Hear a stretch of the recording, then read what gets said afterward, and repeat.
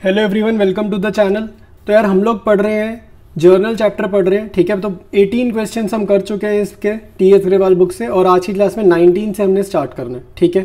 तो पहले मैं क्या करूँगा, अभी पहले क्वेश्चन को ना हम डिस्कस करेंगे, ट्रांजैक्शंस को डिस्कस कर लेंगे और उसके बाद मैं इसकी जर्नल एंट्रीज करूँगा, ठीक है। तो आप भी पहले ट्रांजैक्शंस को समझ लो, फिर उसके बाद आंसर रजिस्टर पे करेंगे। तो क्वेश्चन है generalized the following transactions of Singh enterprises, ठीक है। तो सिंह एंटरप्राइजेस क्या हमारी फर्म का नेम है। डेट है June 1, started business with cash. तो बिजनेस स्टार्ट करे भाई, ये तो हर क्वेश्चन की पहली एंट्री है, ठीक है। ये तो बहुत सिंपल है, कैश टू कैपिटल है सभी क्वेश्चन में, ये फर्स्ट ट्रांजेक्शन हमें गिवन है। फिर कह रहा है deposited cheque from savings account and firm's account. देखो सेविंग्स अकाउंट होता है ओनर का अकाउंट, ठीक है। तो ओनर अपने घर से पैसे लाया, सेविंग्स अकाउंट आप ऐसे समझ लो, ओनर अपने घर से पैसे लाया और फर्म के अकाउंट में पैसा डाला है, तो यानी कि बैंक अकाउंट डेबिट होगा। और ये क्या है, इन्वेस्टमेंट है, इसको हम कैपिटल ट्रीट कर लेंगे, ठीक है। और बैंक अकाउंट में फर्म के पैसा आ जाएगा। Receive cheque from Ram as loan, तो राम से लोन लिया है और बैंक बैलेंस बढ़ जाएगा क्योंकि चेक के थ्रू पैसा आया है। Purchase goods for cash, cash purchases है, सिंपल है। Sold goods to messrs Hari sales, ये लिखा है मेसर्स। मेसर्स क्या होता है, मेसर्स होता है शॉप के नेम से पहले ना इन दी फॉर्म ऑफ रिस्पेक्ट हम मेसर्स बोल देते हैं, जैसे मिस्टर होता है, मिसेज होता है, मिस होता है, तो वैसे ही शॉप्स के नेम से पहले होता है मेसर्स, ठीक है। तो कह रहे हैं sold goods to messrs Hari sales, तो हमने गुड्स बेचे और क्वेश्चन साइलेंट है और क्लाइंट का नेम गिवन है, तो मतलब क्या है, क्रेडिट सेल है, उधार पे माल बेचा। Paid to Ram Avtar by cheque advance for machine, तो मशीनरी का एडवांस के लिए हमने पेमेंट करा चेक के थ्रू, तो बैंक अकाउंट, और एडवांस की एंट्री हम जर्नल में समझेंगे कैसे हमने करनी है। Receive from messrs Hari sales, अब आप ध्यान से देखो June 11 और June 17 कनेक्टेड है, तो हमने 12,000 का गुड्स सेल करा था, उनसे पैसे कितने आए हैं, 10,000 आए हैं, मतलब 2,000 बाद में आ जाएंगे, अभी 2,000 रह गए। फिर कह रहे हैं bought furniture from SR furnitures against cheque payment, तो हमने फर्नीचर खरीदा है और बैंक के अकाउंट के थ्रू पेमेंट करी है। तो क्योंकि ये कैश ट्रांजैक्शन है, बैंक चेक दे दिया ना, कैश ट्रांजैक्शन है, तो पार्टी का नेम इंपॉर्टेंट नहीं है, इसे इग्नोर करो, ये इग्नोर होगा, पार्टी का नेम इग्नोर होगा।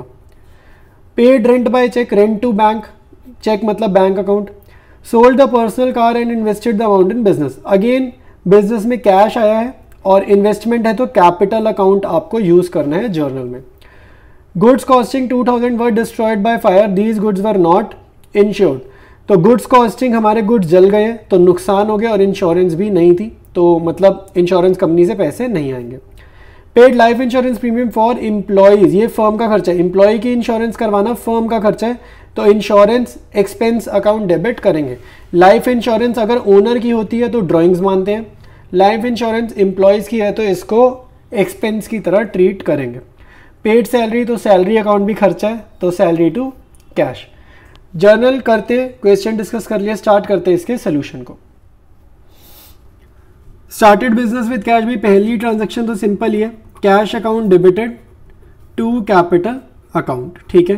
तो अमाउंट के कॉलम में अमाउंट लिखेंगे 50,000, कैश डेबिट हो रहा है क्योंकि एसेट है, कैपिटल क्रेडिट हो रही है क्योंकि लाइबिलिटी मानते हैं कैपिटल को, ठीक है। नेक्स्ट है June 2, ठीक है, डेट्स के कॉलम में डेट लिखेंगे। डिपॉजिटेड चेक, ठीक है, तो चेक डिपॉजिट कर रहे हैं तो बैंक बैलेंस बढ़ेगा, बैंक अकाउंट डेबिट, और वो सेविंग्स अकाउंट से लाया मतलब घर से पैसे लाया, तो इसको भी इन्वेस्टमेंट ट्रीट करेंगे, तो टू कैपिटल अकाउंट, 2 लाख, ठीक है। तो यहाँ पे अमाउंट के कॉलम में अमाउंट लिखेंगे। इसके बाद नेक्स्ट है आपकी entry June 3, receive cheque from Ram as loan, तो बैंक अकाउंट डेबिट, ठीक है, बैंक अकाउंट डेबिट क्योंकि बैंक बैलेंस में पैसा बढ़ जाएगा, बैंक बैलेंस बढ़ जाएगा। टू लोन फ्रॉम राम, ठीक है, यहाँ पे लिख दो लोन फ्रॉम राम, या फिर आप लिख सकते हो इसकी जगह आप अगर कोई ऐसे लिख देगा टू राम्स लोन अकाउंट, वो भी ठीक है, अगर आप कोई भी लिख दो, ठीक है। लोन फ्रॉम राम लिखना है लिख दो, या टू राम्स लोन अकाउंट लिखना है लिख दो, एक ही बात है, ठीक है। तो अमाउंट के कॉलम में अमाउंट लिख देते हैं 50,000। परचेज गुड्स फॉर कैश, तो परचेजेज अकाउंट डेबिट क्योंकि खर्चा है तो डेबिट होगा, और क्रेडिट होगा, पेमेंट कर रहे हैं कैश की तो कैश अकाउंट क्रेडिट, ठीक है, कैश का आउटफ्लो। तो अमाउंट के कॉलम में अमाउंट लिख दो, ये तो बहुत सिंपल जर्नल एंट्री है, अगर आपने पुराने सारे क्वेश्चन करें इससे पहले के तो ये तो बहुत ही आसान थी, ठीक है।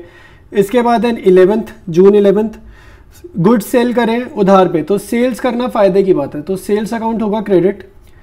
और डेबिट क्या होगा भाई, अगर पैसे मिल गए तो कैश अकाउंट डेबिट, नहीं तो पार्टी का नेम डेबिट। ठीक है, ये बंदा डेटर हो गया, फ्यूचर में इससे पैसे मिलेंगे, तो एसेट है तो एसेट को करेंगे डेबिट। और अमाउंट के कॉलम में आप अमाउंट लिख दोगे 12,000।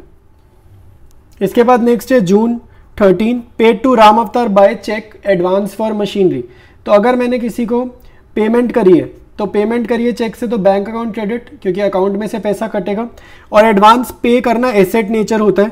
ठीक है, तो आप यहाँ पे लिख दोगे एडवांस फॉर मशीनरी अकाउंट। ठीक है, एडवांस फॉर मशीनरी अकाउंट लिख दो, बिल्कुल ठीक है।